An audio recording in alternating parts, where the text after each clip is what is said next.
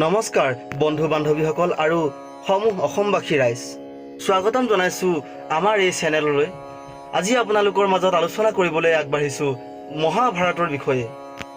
বন্ধু বান্ধৱীসকল, বোধ হয় মহাভাৰতৰ বিষয়ে সকলোৱে জ্ঞাত, আৰু সেই মহাভাৰতৰ বিষয়ে আজি দুটি চৰিত্ৰৰ কথা আমি আলোচনা কৰিম।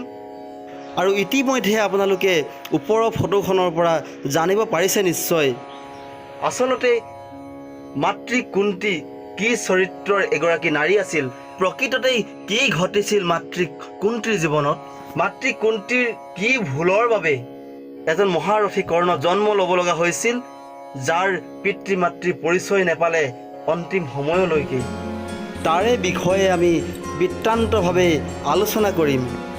শেষৰ ফালে আমি ইয়াৰ সাৰ মৰ্ম বিষয়ে আলোচনা কৰিম, আৰু বাস্তৱিকতে কুন্তিৰ দৰে এগৰাকী নাৰী হ'লে কেনেধৰণৰ বিপদ সন্মুখীন হ'ব লগা হ'ব পাৰে। যৌৱনকালত অনেক বিবাহযোগ্য কন্যাৰ দৰে কুন্তিয়েও ভালেমান অদ্ভুত চাঞ্চল্যকৰ স্বপ্ন দেখিছিল। স্বপ্নই আছিল তেওঁৰ জীৱন।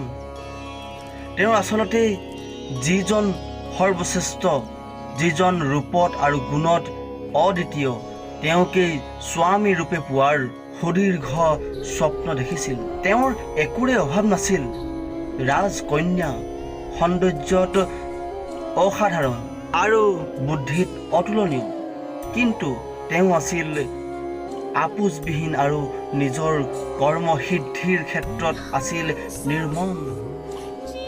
আটাইতকৈ ডাঙৰ কথা হ'ল, কুন্তি আছিল নিজৰ প্ৰাপ্য আৰু দাবীৰ ক্ষেত্ৰত পৰ্যাপ্ত মানেই স্বাৰ্থপৰ। এই স্বাৰ্থপৰৰ স্বভাৱৰ বাবেই তেওঁ চিৰদিন পৰম অশান্তিৰ মাজেৰেই জীৱন অতিবাহিত কৰিব লগা হৈছিল।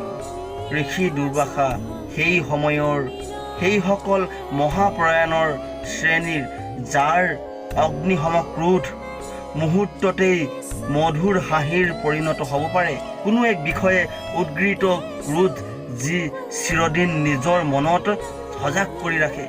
তেওঁৰ সমান হতভাগ্য এই পৃথিৱীত অতিকে বিৰল।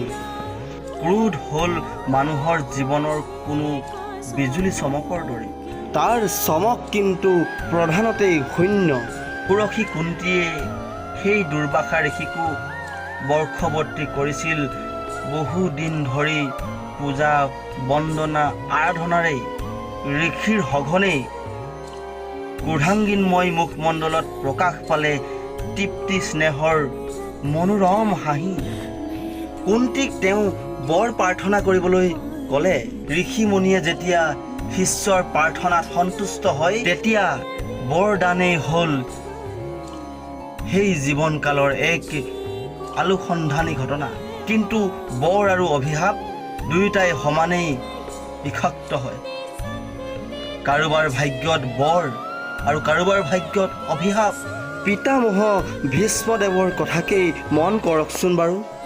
ভীষ্মদেৱৰ ভীষণ প্ৰতিজ্ঞাৰ প্ৰতি পৰম সন্তুষ্টি হৈ পিতৃ শান্তনুৱে তেওঁক নিজ ইচ্ছামৃত্যুৰ বৰ প্ৰদান কৰিলে। কিন্তু আনহাতেদি সেই অম্বা নামৰ নাৰীয়েই অভিশাপ দি ক'লে ভীষ্মদেৱৰ মৃত্যু কাৰণ হ'ব সেই অম্বা নামৰ নাৰী নিজেই।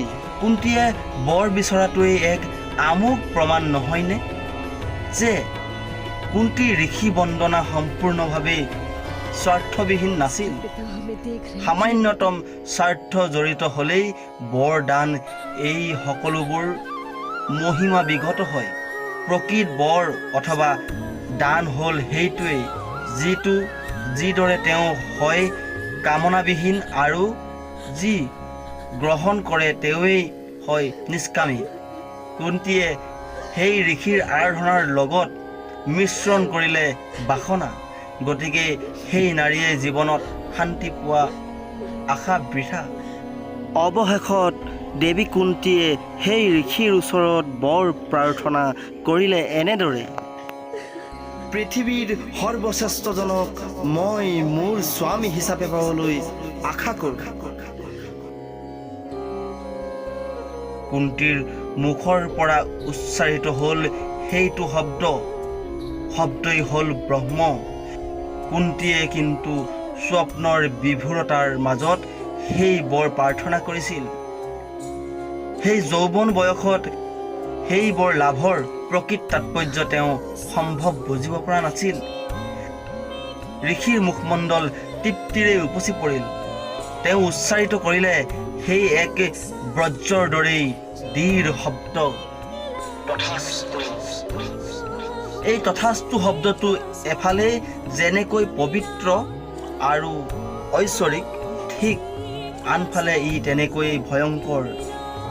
এই শব্দটোৱেই কোনো এজন সুদূৰ নীলিম আকাশৰ মহান নক্ষত্ৰৰ দিশে ধাৱিত কৰিব পাৰে।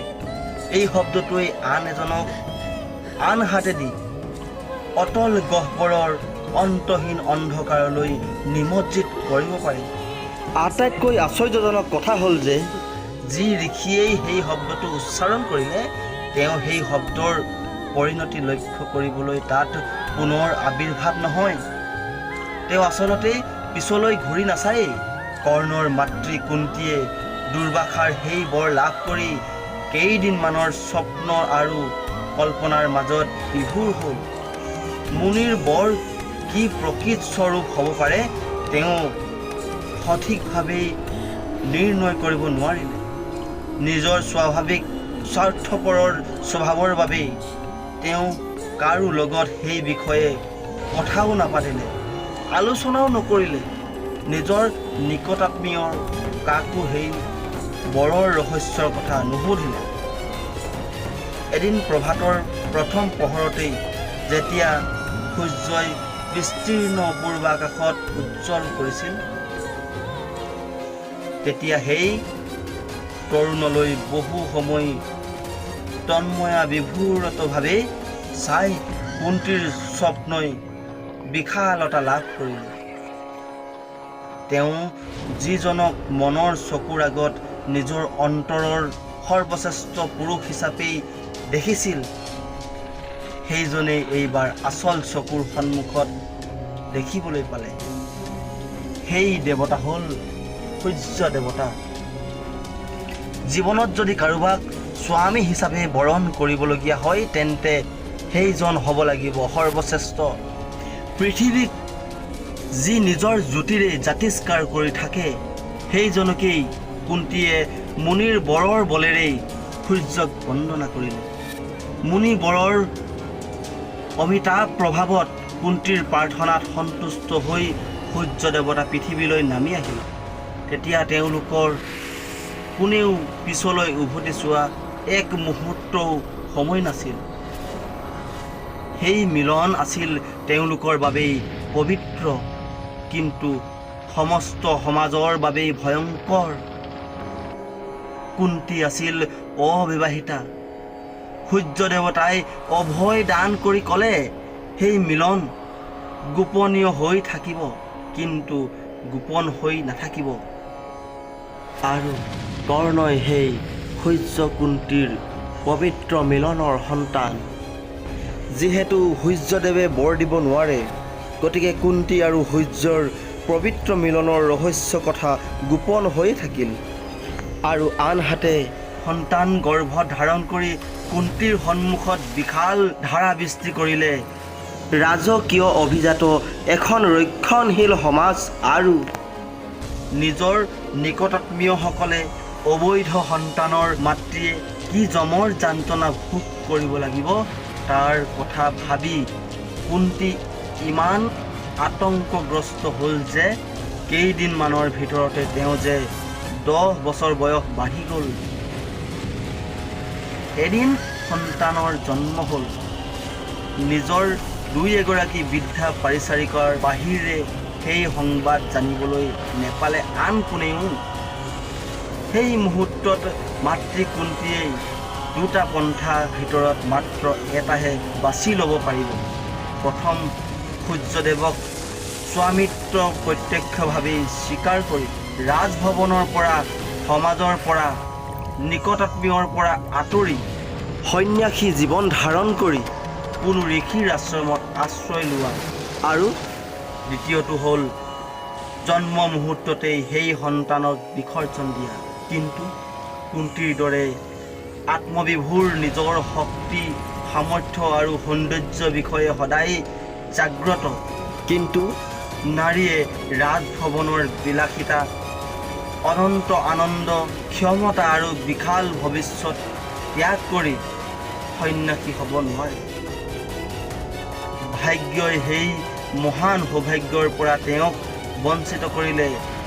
সেইটো কৰাহেঁতেন তেওঁ ভাৰতৰ আদৰ্শ আকাশত চিৰকাল সকলোৰে বন্দিত হৈ থাকিলহেঁতেন।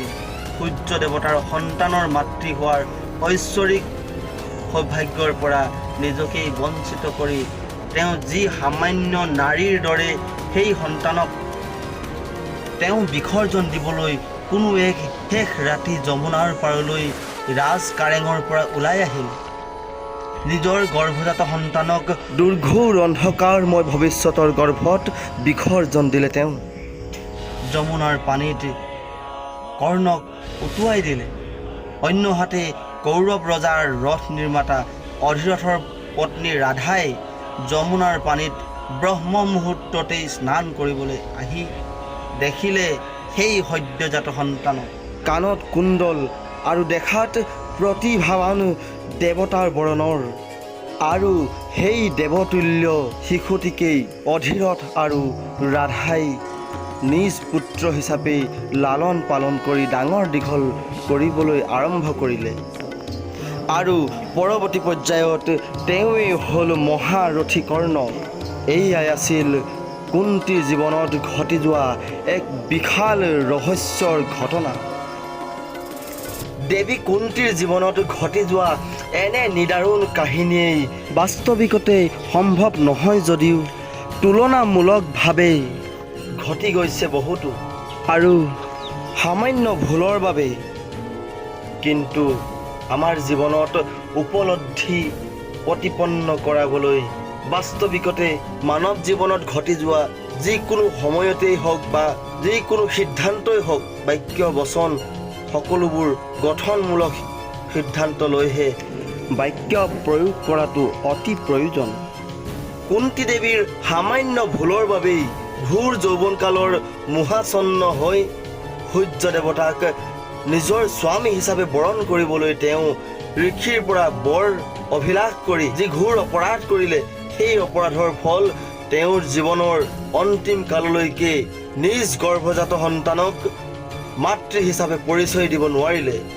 ঠিক তেনেধৰণৰ অপৰাধবোৰ আমাৰ জীৱনতো নঘটিবৰ বাবে শিশু কালতেই আমাৰ সন্তানসকলক আধ্যাত্মিক আৰু নৈতিক জ্ঞান প্ৰদান কৰিলেহে তেখেতসকলৰ জীৱনত এনেধৰণৰ ঘটনাৰ পৰা বিৰত থাকিব।